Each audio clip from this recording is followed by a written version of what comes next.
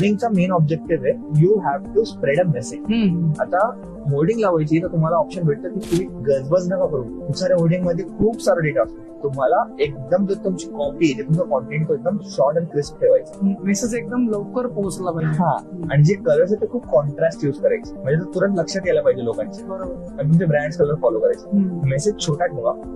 आता जसं ब्लिंकिटचे खूप येतात, Blinkit delivered in just 10 minutes, एवढीशी लाईन, बरोबर. छोटीशी कॉपी आणि मोठ्या होल्डिंग वरती. पण जेव्हा माणूस जातो ना, जर लक्ष जरी गेला तर इतक्यात माणूस वाचतो ना की वाचून ओके घेतो. ओके डिलिव्हर्ड इन जस्ट 10 मिनिटात होते. हा, आणि ते तुम्हाला सेल करण्यासाठी नाही, ते काही गोष्टी मेसेज विकण्यासाठी स्प्रेड नाही. करताय. ते फक्त ऑब्जेक्टिव्ह त्यांचा हे आहे की लोकांच्या डोक्यामध्ये मी माझा हॅमर करायला पाहिजे की ओके ब्लिंकिट इज देअर.